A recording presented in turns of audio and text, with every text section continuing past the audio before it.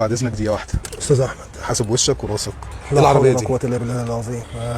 دي عربيه سوزوكي ماروتي، للاسف اتعرضت لحادث يعني شديد شويه، لا يعني شديد شويتين كمان. الباب على كرسي الراكب، وخبطه انا مش شايفها قويه بالشكل اللي تخلي العربيه بالشكل ده، عربيه مقسومه.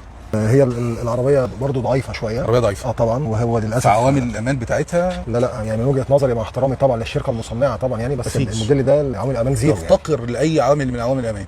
العربيه دي ما تطلعش على طرق سريعه، ينصح بكده ما تطلعش على طرق سريعه. طبعا يعني انا اديك شايف يعني ادي خبطه عملت ايه في العربيه للاسف، يعني حادث قوي جدا يعني اديك شايف خبطه لا انا شايف بالطبيعي ان خبطه في عربيه زي كده بس ما تعملش كده. ده لو كانت خبطه اكبر شويه كانت خلاص بقى لا يعني الحمد لله ان ربنا سترها طبعا على الناس، يعني عربيه تانية كان ممكن تتحمل عن كده يعني.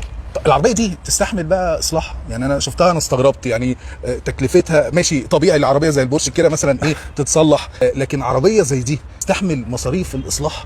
بفضل الله سبحانه وتعالى. احنا برضو عندنا برضو يعني حس انساني شويه في عربيه زي كده، لان اكيد يا استاذ احمد اللي هيركب عربيه سوزوكي ماروتي طبعا مش كل الناس، في ناس بتجيبها عربيه تانية، لكن خلينا نتكلم ان في ناس بتجيبها لسعرها القليل الكلام ده، فهو مش هيكون متحمل الاصلاح.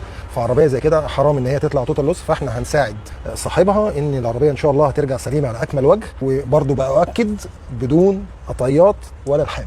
يعني كمان مش هيقابله مشكله في المرور ولا اي حاجه من الحاجات دي خالص. هي العربيه دي عشان برضه اكون امين وتبقى عوامل الامان بتاعتها برضه كويسه، ومش هنرجع الامور طبيعيه تاني، بس خلينا نتفق عشان بس الناس صعب قوي هندسه دي يعني. لا يا فندم باذنك يا رب، باذنك يا رب كل ده يرجع، بس عشان يبقى عندنا مصداقيه برضه هي العربيه دي هتغير البابين.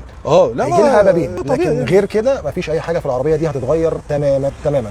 واديك شايف يا استاذ احمد، واديك عارف ادي شغلنا الحمد لله رب العالمين، ما فيهوش اي حاجه ما شاء الله بيحصل فيها قطعيات. ما شاء الله ما شاء الله. ربنا يبارك لحضرتك ويسترها على الناس جميعا. امين يا رب. ربنا يستر. نصيحه اخيره يا جماعه، العربيات ديت ما تطلعش على طرق سريعه، موافقني صح؟ مليون في المية. ربنا يستر طريقها. امين يا رب.